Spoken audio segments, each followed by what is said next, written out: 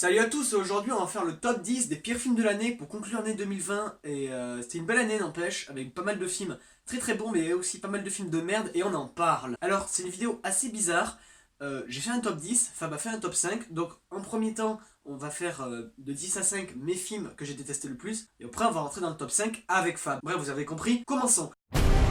En numéro 10, Walter. Walter est un film réalisé par Les Dégains. Les Dégains, ceux qui ont fait un film l'année dernière que j'ai plutôt bien apprécié. C'était marrant, c'était drôle, ils ont un bon humour. Sauf que Walter a un pitch excellent, c'est un vigile torturé. Sauf que le film, il me tentait bien. C'est un film français qui me tentait. Et pour une fois, j'ai quand même été encore une fois déçu. C'est dommage, parce que ça aurait pu être pas mal, mais c'est un ratage. En numéro 9, Captain Marvel. Oui, c'est un Marvel que j'ai un peu défendu au moment de sa sortie, mais c'est un Marvel que j'ai revu et je me suis dit que il était pas bien du tout Captain Marvel, il faut en parler. C'est pas un bon film, c'est pas un mauvais Marvel, mais c'est pas un bon film au final. C'est un film qui reste dans les codes et qui est tellement classique que il s'y perd et c'est dommage. En numéro 8, j'ai pas réussi à classer, mais je vais mettre Cimetière et La Malédiction de la Dame Blanche, deux films d'horreur que j'attendais pas mal. Cimetière parce que je trouvais le concept vraiment ouf, et La Malédiction de la Dame Blanche parce que j'aime bien Conjuring, j'aime bien cet univers. Sauf que les deux m'ont déçu. Cimetière avait une belle fin, mais le film était nul. Allez, la Malédiction de la Dame Blanche est le moins pire que les deux, mais il est quand même pas ouf. Il y a des acteurs qui jouent extrêmement mal et tout le film est bordélique. En numéro 7, Le Roi Lion. C'est un film il a fait le milliard, ça a été un plus gros succès de toute l'année je crois après Avengers Endgame, mais c'est nul à chier, faut pas se le cacher. Le Roi Lion est pourri, le Roi Lion est nul, le Roi Lion a une histoire moisie et une espèce de jeu d'acteur nul à chier. Je l'ai vu en français, certes c'est ma faute, mais il était nul au final, c'était pas un bon film, Le Roi Lion, fallait pas le voir. En numéro 6, All Inclusive. Oui, c'est un peu bâtard de mettre des films français, des films aussi nuls que ça dans le top, mais c'est vrai n'empêche, All Inclusive est un film qui est tellement nul qu'on n'en rigole pas, de All Inclusive. C'est un film que je comprends pas pourquoi le projet a existé, je comprends pas comment les personnes ont donné de l'argent à faire ce film, parce que tout était dans le papier pour dire que ce film allait se planter au box-office, et ça a été le cas. Et ouais, All Inclusive c'était pas un bon film. Rentrons dans le top 5. What's up tout le monde, c'est Fab de la chaîne de Cinema Fire Wonder, donc je porte mon chandail de Michael Myers pour parler des pires films de cette année. Bon, ma 5e position, j'ai choisi Manhattan Lockdown, je pense Lockdown comme ça s'appelle en France. La version originale s'appelle 21 Bridges, un film avec Charlie Boseman qui était vraiment décevant. C'est un film qui avait énormément de potentiel pour faire un film qui allait vraiment être dynamique. L'utilisation des musiques rap pop aurait pu être vraiment intelligente, mais non, il se contente d'être un film d'action lambda avec une histoire très peu, mais très peu cherché. Ça va vraiment pas chercher loin, ça tape pas de l'œil. Chadwick Boseman fait pitié dans le film. Vraiment, le scénario tire de la patte, la réalisation, malgré quelques coups, quelques essais de tricks de réalisation quand même corrects. Le reste, en général, c'est banal. Le film était vraiment décevant. En France, il n'est pas encore sorti et par chance, je vous conseille d'éviter ce film, les Français. Donc sinon au Québec ou les Anglais qui ont vu le film, eh bien c'est vraiment chier, j'ai détesté, c'était vraiment une grosse déception et une perte de temps de 1h40. En numéro 5, Anna. Anna est le dernier film de Luc Besson. Luc Besson c'est un réalisateur que j'aime pas depuis quelques temps, depuis qu'il a fait Valérien, Arthur et les Minimoys, La Famille Fou. Bref, c'est un réalisateur qui s'est totalement perdu dans sa carrière et c'est bien dommage parce que le bonhomme a quand même Taxi et Léon au compteur. Mais il a dévié et c'est un peu dommage parce que Anna aurait pu être un bon film d'action bien sympa et bien rythmé, sauf que il s'y perd, il se passe en Russie, en France, aux États-Unis, enfin on comprend rien, le montage est nul, l'actrice au final est pas bonne, c'est ce qui pouvait sauver le film mais l'actrice est pas bonne, et voilà, Anna est une déception. 4e position, j'ai mis In the Tall Grass, un film Netflix que j'ai détesté. Moi d'habitude qui est fan d'un film d'horreur que j'appelle Ambiance, qui fait pas faire peur par les jumpscares mais plus par l'ambiance. Et bien ce film était le pire film d'horreur ambiance que j'ai vu de ma vie. C'était à chier, ça mélange toutes sortes de trucs mais tellement mauvais.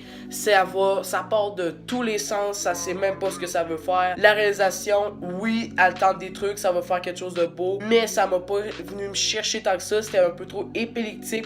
Comme les deux merdes de l'année passée, Slenderman et Truth or Dare. Oh, on s'inspire des mauvais films. Franchement. On a un Patrick Wilson qui est fatigué dans ce film-là. Oui, même s'il donne une des meilleures performances du film, oui, une des meilleures, ce qui veut dire que ça vole pas très haut. Donc vraiment, le film est une perte de temps de quasiment 2 heures. Le film est chiant et long. Vraiment, je pense que ça dure 1h50, quasiment 2 heures. Souf! Moi, quand j'étais tanné, à la fin, j'ai dit bon, voilà, c'est fini. Yes, on peut se féliciter, c'est terminé. Donc voilà, le film est à rater, ça vole pas très haut. Je suis content que beaucoup de gens l'aient raté parce que c'est pas un film qui a beaucoup fait parler. Et par chance, parce que Midsommar et Us l'écrase à grands coups de pied. Oui, vraiment là, au fouet même. Moi, oui, au fouet. En numéro 4, Alita Battle Angels. C'est un film que j'ai pas parlé sur la chaîne, c'est un film que j'aurais aimé parler, c'est un film que j'aimerais m'exprimer sur ce film tellement que la déception était grosse. Oh, c'était horrible. Certes, visuellement, il est pas dégueu et les effets spéciaux sont magnifiques.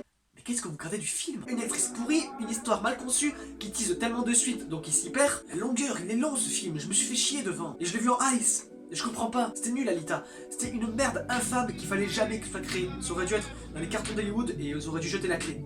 C'était nul. Troisième position, et là peut-être certaines personnes vont être frais après moi, mais moi c'est The Beach Bum. Tu veux tirer avec quelque chose, tire avec celui-là.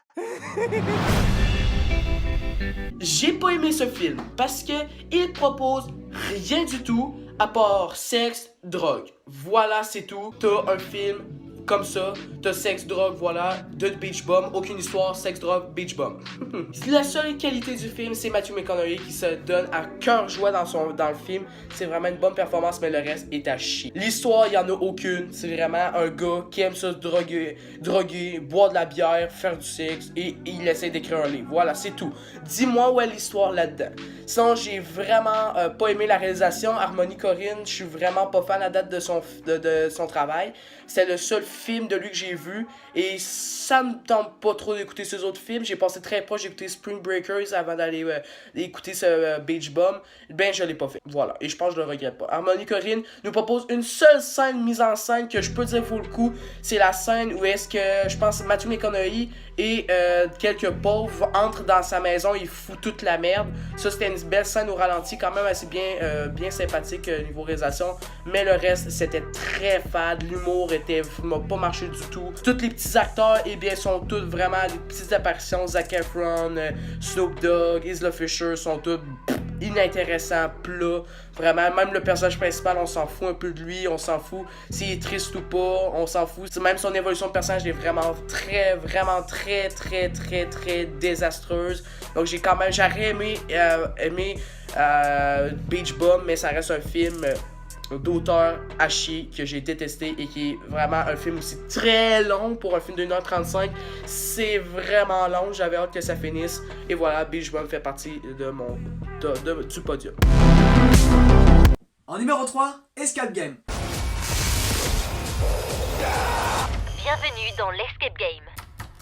Alors tout d'abord, je comprends pourquoi les personnes ont aimé ce film. C'est un film pour les 13-14 ans, c'est un film saut, assez aseptisé, mais voilà, j'arrive pas à passer ce stade de me dire c'est un film bâtard pour les gosses, c'est vite fait, bien fait, on va l'oublier. J'arrive pas à passer ce stade, c'est un film qui m'a totalement déçu, c'est un film il s'y perd aussi, le projet de faire un film sur un escape game n'est pas mauvais en soi. Sauf que faites un bon escape game. Saw est un escape game en soi, mais lui il a réussi à faire autre chose, a réussi à pousser son délire. Le film ne veut même pas faire la seule chose qu'il devrait faire, genre tenir une tension. Le film n'arrive pas à faire ça. Et pour un film qui veut s'appeler Escape Game, avec des personnages coincés dans une pièce, ils doivent s'en sortir, un film sans tension, mais c'est pas un film, c'est de la merde. Deuxième position, c'est un autre film Netflix. Et celui-là, il était supposé être premier. J'ai juste attendu que le premier arrive à grands coups de pied. Donc, ce deuxième film est un film Netflix. Ça s'appelle Wine Country. Celui-ci est bon, ça s'appelle comment? Du vin blanc. Oh, je suis super fan. La première, le director début de Amy Poehler, je pense, elle qui joue dans certaines comédies américaines, dont The House, Sisters, blablabla. C'est un film que j'ai trouvé à chier et c'était vraiment mauvais. Parce que le film est supposé être une comédie, aucune blague, mais aucune est drôle. Même certaines sont malaisantes. Les actrices, je les ai pas aimées. Ça tente une approche LGBT ratée. Ça a un scénario plat et inintéressant. Tu suis ces personnages mal adaptés, mal développés, ces relations où on s'en bat les couilles totales. L'actrice, les jeux d'acteurs, ça vole pas haut, mais vraiment pas haut. Le film est long, comme tous les films dans cette liste. Sauf peut-être le premier, mais bon, voilà. Le film est... Niveau réalisation, c'est très plat. Amy Poehler est... Tant qu'à être Yes Man, voilà, hein, tu peux te fermer ta gueule au pire, c'est ça. Donc Wine Country, c'était une perte de temps, je sais même pas pourquoi j'ai regardé ça. Mais c'est un film de filles, voilà, c'est un film à regarder entre filles, mais même les filles vont trouver ça pas bon. C'est vraiment un film à chier que je déconseille. Voilà, donc ça finit tout pour Wine Country. Je veux même pas en parler, ce film de merde où c'est que des filles vont juste boire du vin et faire des conneries. Voilà, c'est ça, c'est le résumé de ce film de merde qui s'appelle Wine Country. En numéro 2, Gallows 2. Alors je vais pas prendre du temps à parler de ce film parce que j'ai déjà fait une critique dessus et j'étais assez violent dans la critique et je comprends parce que c'est un film qui était totalement nul et je vais pas en parler parce que la déception était tellement grosse qu'il y a rien à sauver dans ce film à part... rien. Il y a rien à sauver dans Gallows 2, c'était de la merde infâme qu'on comprend même pas pourquoi le projet a existé. Voilà. Mon pire film de l'année, cette année, j'ai eu les couilles de me lever de ma chaise un après-midi, je me suis dit, tiens, allons voir un film de merde, Calm Down.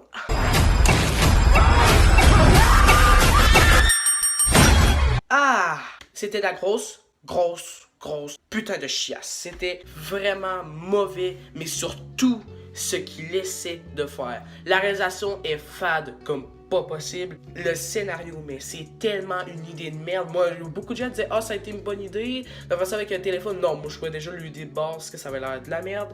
Le scénario, il y a tellement pas de goût, c'est tellement fade, c'est tellement cliché et la fin du film est tellement happy end à chier, c'est comme pas possible. Les performances d'acteurs sont désastreuses, j'ai jamais vu des acteurs autant faire de la merde que ça dans un film d'horreur. Ouais, True to Dare aussi fait fort compétition avec ce film. Sinon, vraiment, le film est très, même pas décevant, je m'attendais à une merde déjà au départ, mais c'est vraiment triste de voir que ce genre de film d'horreur-là existe encore, qu'il y a vraiment des producteurs qui fument autour d'une table et se disent ça c'est une bonne idée de film, on va gagner plein de thunes avec ça.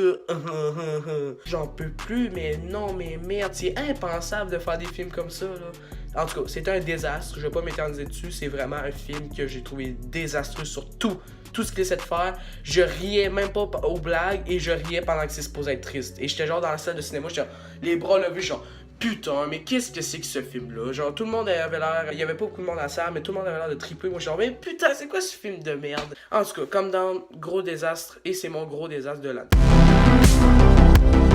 Et en numéro 1, un film qui m'a déçu, un film que j'attendais pas. Un film que ça aurait pu être bon, ça aurait pu être un bon film d'action, qui aurait pu mettre les hommes de côté et les femmes en avant. Et c'est un film que j'ai été quand même assez pour le concept, mais c'est un film qui a été horrible, ça a été une torture. Et je veux bien sûr parler de, en numéro 1, Charlie Angels.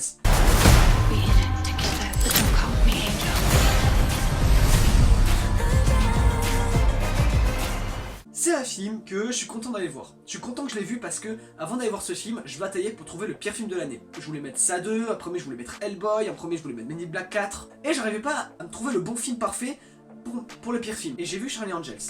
Et je l'ai trouvé. C'est atroce. Au bout de 10 minutes, je voulais tirer de la salle.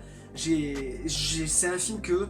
Il est fait avec peut-être de bonnes intentions, avec un projet autour, avec une ambition.